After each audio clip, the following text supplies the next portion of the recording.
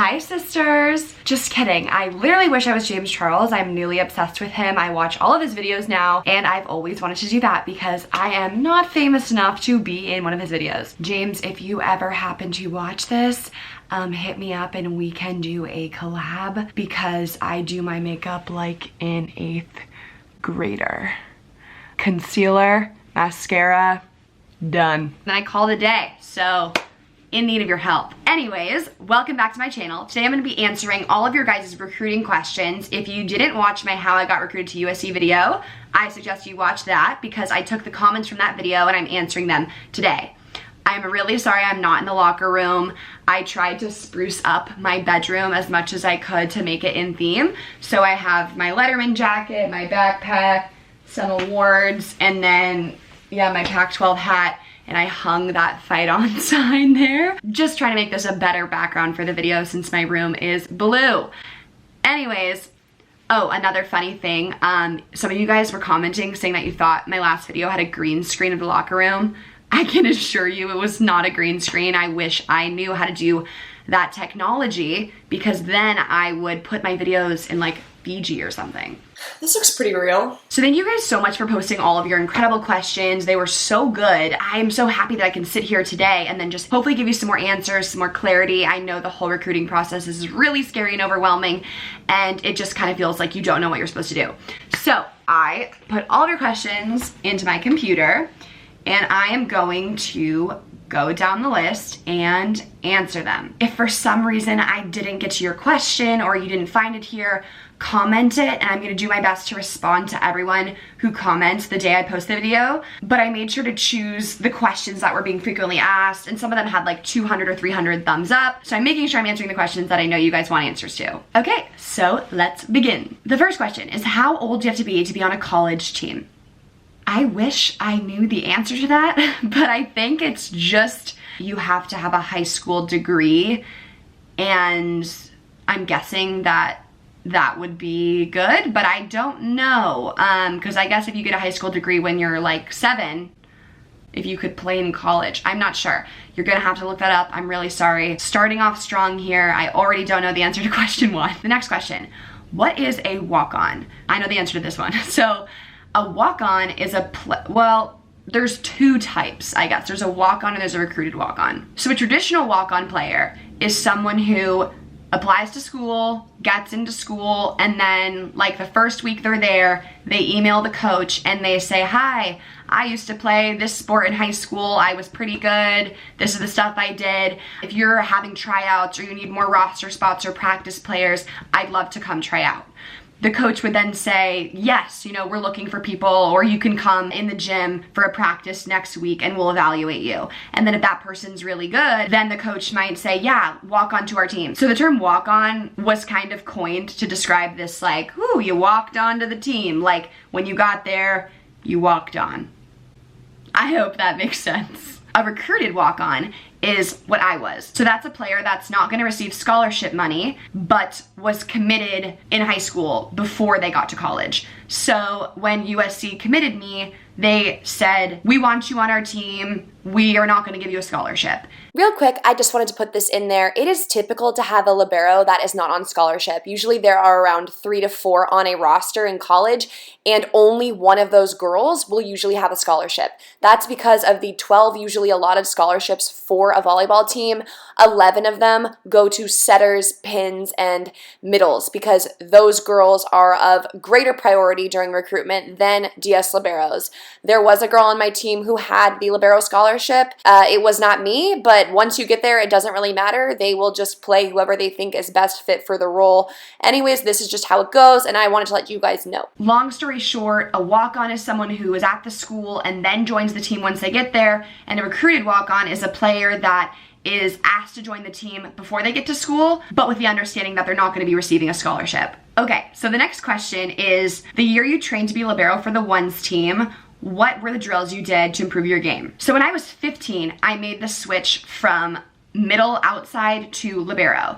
And what I did to get better was a lot of passing and a lot of defense.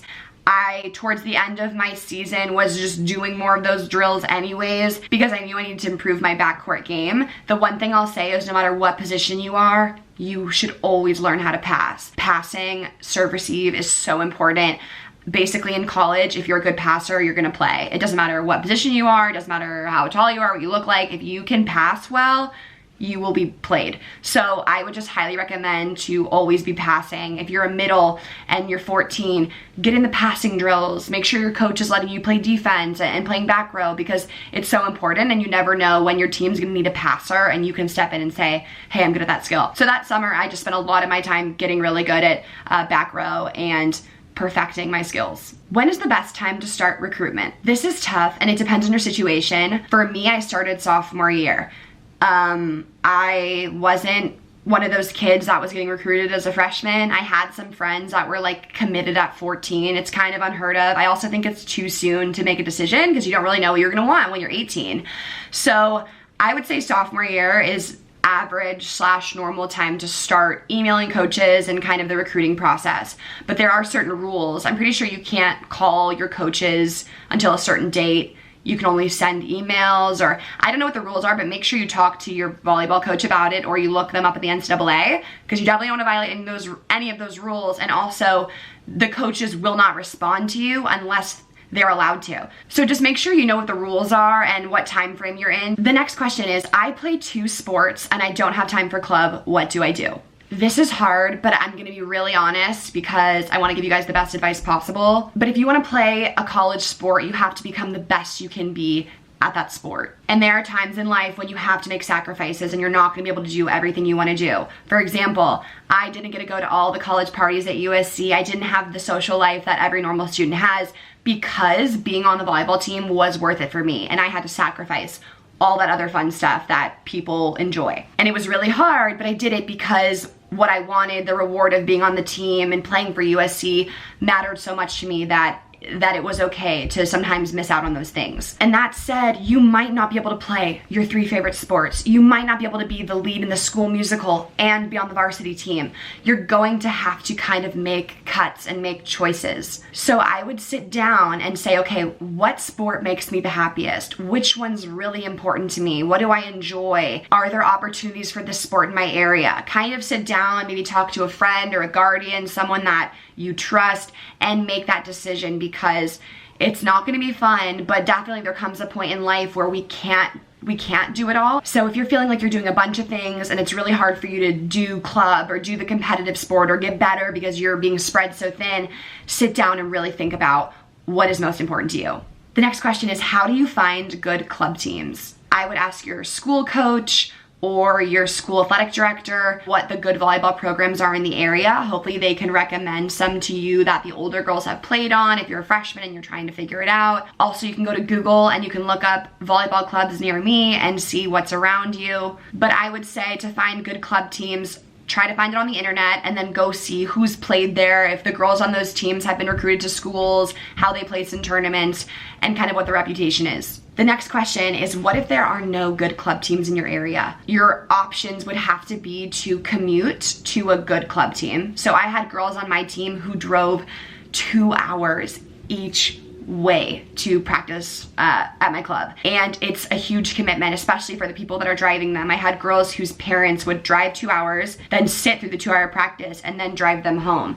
And so those were girls who really wanted to be on a competitive club team but didn't have any in their area. So that's an option. Another thing you can do is, if the club in your area isn't necessarily good, maybe you can play up. Maybe you can play at 16s or 17s, 18s. And then it will feel more challenging and it will feel better because you're younger playing with the older girls. And the last thing I'll suggest is, if you don't have any good club teams in your area, when you're looking at your high school, make sure you're choosing a high school then that has a competitive program. So if you know, hey, there's no club teams, then maybe your high school team, you want to have a coach that you really like, or you want to have girls that you think are really good.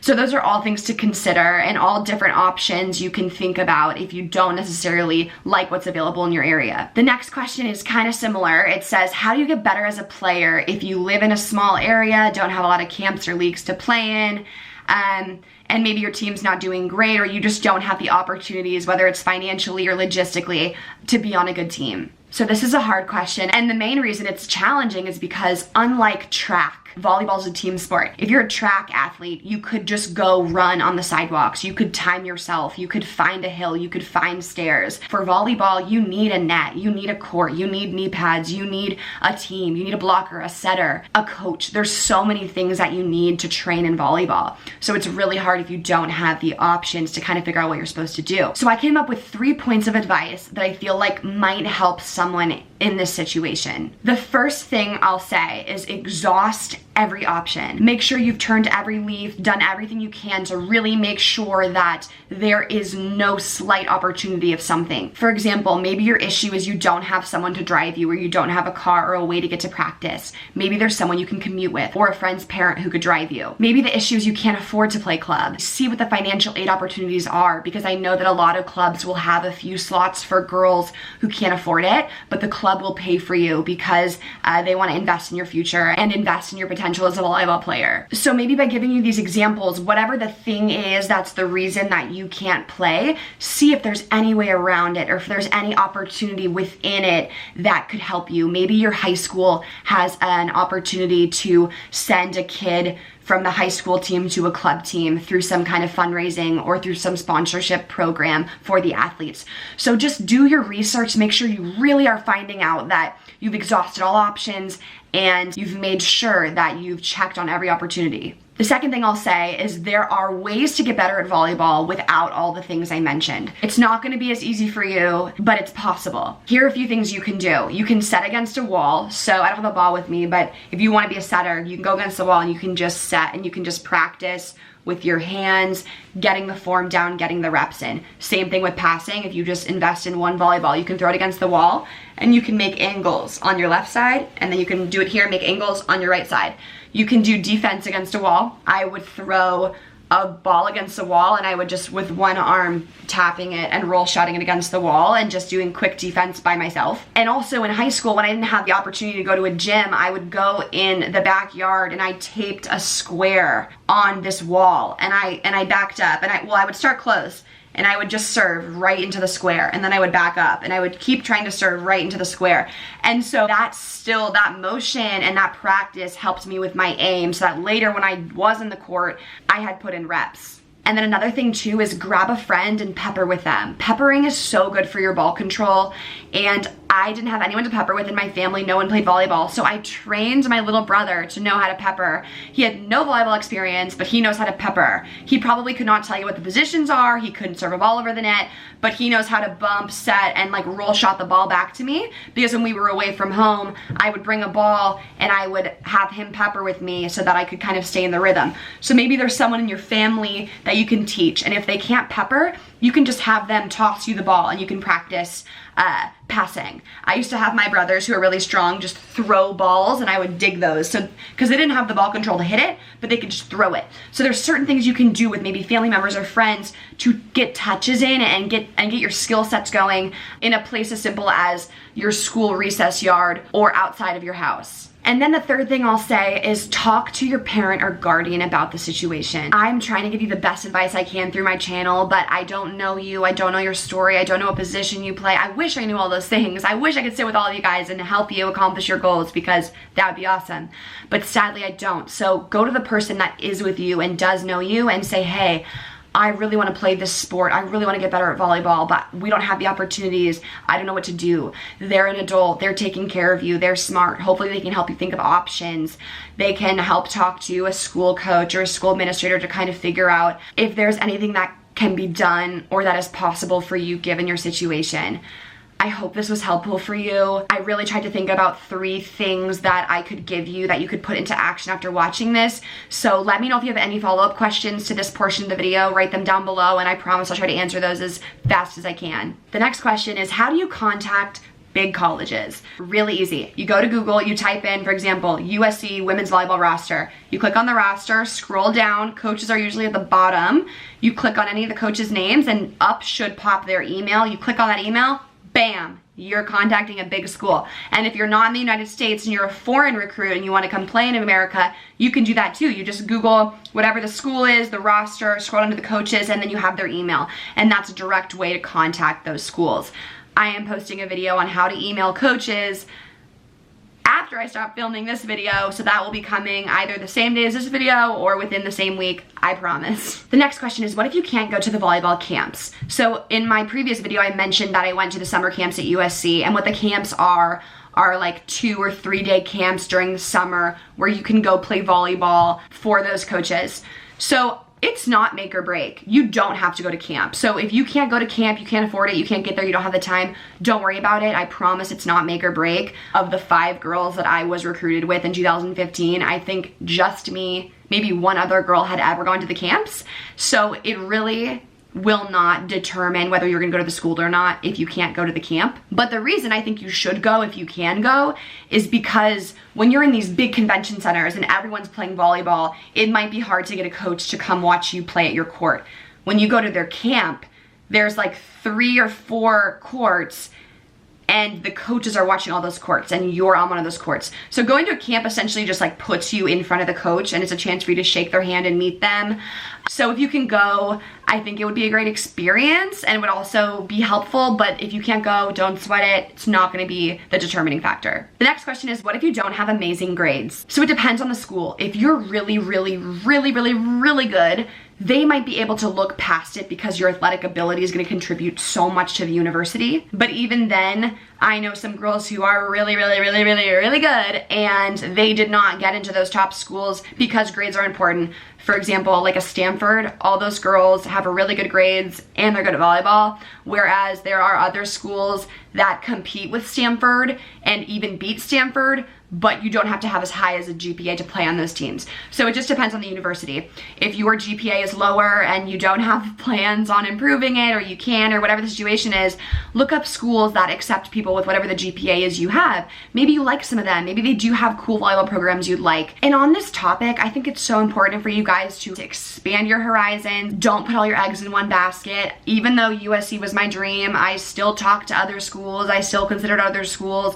So I just want to make sure that you guys are all keeping your mind open and really welcoming any opportunity and any conversation that arises for you. The next question I got was, how do I ask my coach to switch positions? This person's playing middle and they don't want to play middle anymore because they think they're too short. So it depends on what time of year it is. If you're in the middle of season and your team needs you to play middle to win and you're playing middle and you're starting, play middle because that's what's going to be best for the team and that's more important, because you've already made a commitment to be on that team. So now your role is to do what you can to help that team win. However, when the season's over, when you try out for teams next year, yes, you prioritize yourself, you prioritize the position you want to play, and you make sure that when you accept an offer to a club team, you're saying, now I want to be libero, or now I want to be a setter. And if you take me on your team, I want you to take me as one of the setters. So that's just something you have to navigate when you're figuring out what team you're going to be on for a new season. Don't let anyone push you around. Don't let anyone tell you you can't do something. If you want to be a setter, a libero, or a hitter, a middle, you please be that. As much as the team is important, your future is important. So as long as this is a decision that you're making, like kind of in between seasons, you have every right to make that decision. I really hope that you do what's best for you if you feel that this is the route you want to take. The next question is, how is it possible that you had such a strong drive for the game when dealing with mental illness? How do you balance self-care and pushing yourself hard in volleyball at the same time? This is a really important question. I'm really happy that someone brought it up. It's really hard to be the person you want to be and the player you want to be when your mental health isn't where it should be. I actually took 2 months off of USC volleyball my junior spring because my mental health was not where it needed to be.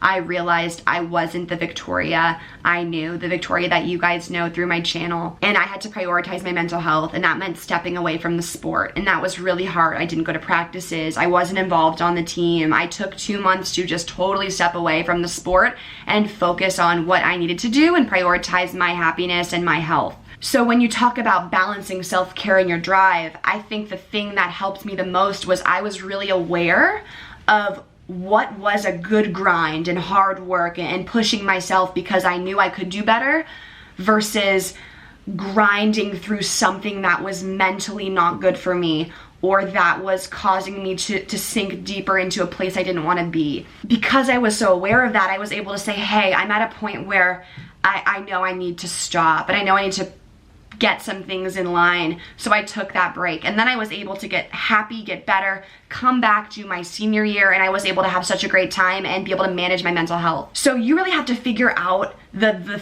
thin line between hard work and grinding and pushing yourself too far and needing to be careful. There are gonna be times in your sport where it's really hard, or you're really tired and you don't wanna run another sprint, or you've just lost the first set and the second set and you feel like you just can't win it in 5. Those are moments that I think I knew warrant my mental health. That was me being an athlete, being a competitor. I was being someone that said, hey, I can push back. This is gonna be really hard. It's gonna be really mentally tough to stay positive, even though we just lost the first 2 sets, but I know we can do it, or I know I can run one more sprint because I know I have more in me to give. And so I just was able to figure out that push was good, and there was another push that was unhealthy. So you really have to do that work. But I'd say the important thing is just being in touch with yourself and in tune with how you're feeling. If you push yourself in practice and feel really good about it and say, wow, I had something left in my tank, I'm so proud of myself. Or if you're getting home and you're grumpy and you don't want to talk to anyone, and then it's hard to wake up the next day and you dread practice, I mean, that's something else. That's something you need to talk to someone about. The biggest thing you can do if you feel like you're battling a mental health issue is tell someone. Please tell someone if you feel like anything I've said has resonated with you. It's so important, and telling someone was the best thing that I did. Now, the last question I'm going to answer is, Victoria, how do you know whether you're good enough to play in college, and how did you know that you were good enough? My simple answer to this question is something that my mentor, Nicole Davis, told me. She said, allow yourself to be good enough. The only person holding you back from reaching your potential or being the player you want to be or the person you want to be is the voice inside of your head that's telling you you're not good enough, or you can't do it, or you'll never be successful no matter how hard you try. You have to let yourself be good enough. I was starting and playing my freshman year on the USC team, and I still didn't think I was good enough. My sophomore year, I still had doubts. Am I good enough? My junior year, I was libero, I was starting, and I finally was like, why am I still convincing myself I'm not good enough? I'm here, I'm doing it, I know I'm good enough. The thing was, I wasn't just letting myself be good. I needed to open the door and let myself walk through to the opportunity, the potential, the success, the growth, because it was possible for me. I was good enough. And if you're doubting yourself, if you guys noticed in my other video, I showed my locker, I have all these quotes, I have all these inspirational quotes on my clipboard, and I remember I was competing for a spot my sophomore year with someone, and I was telling myself, she's gonna beat me out, I'm not gonna win, all this negative stuff. And we were running sprints one day, and I don't know what happened in that moment, but it was me versus her, and I was like, I know I can win. I know I can beat her. And I ran my sprint and I beat her. And that wasn't volleyball, it wasn't anything to do with our positions, but in that moment, I was like, if I rise to this occasion, I can do it. And I learned that if I don't believe in myself, no one else will. And I wrote that on a piece of paper and I stuck it to my mirror with athletic tape. And I remember that moment, I remember writing that. I said, if you don't believe in yourself, no one else will. To me, that just meant you are the person it starts with. It starts with you. You have to let yourself be good enough. You have to go to the gym every day. You have to believe you can do it, no matter what anyone else says. So I'll end it here. Allow yourself to be good enough. Email the schools you think you can play at. Practice hard. Be your biggest fan, because you deserve one, and you're the only person that knows yourself inside and out. So rather than being your biggest enemy, just root for yourself. Let yourself root for yourself for one practice, for one game. Just try it and see how you feel. Because when I started doing that, when I started letting myself just be good enough to be there, I felt much more at ease, I was happier, and I started to play to the level that I knew I was capable of. Whew, that got deep for a second. Wow, I'm like emotional. No, I'm kidding, I'm gonna be fine. Anyways, I hope you guys enjoyed this video, and I hope I answered all your questions. If you have any more, comment them down below. The next video I'm gonna be uploading will be how to email coaches. I will literally show you guys what to write, what to say, how to send it. So stay tuned for that. Make sure to subscribe. Thank you guys for all of your support always. Seriously, I love you. It makes me so happy to read your comments on Instagram and YouTube. So I don't take you guys for granted. You're so awesome. You're so amazing. Keep commenting, letting me know what you guys have to say. And also, if you guys watch James Charles, like, feel free to just troll him and be like, collab with Victoria Garrick. It's a bucket list thing, and I'm saying it now, and I'm gonna manifest it in the future. I'm speaking it into existence. I'm manifesting it. I'm allowing myself to be good enough to be in a James Charles video.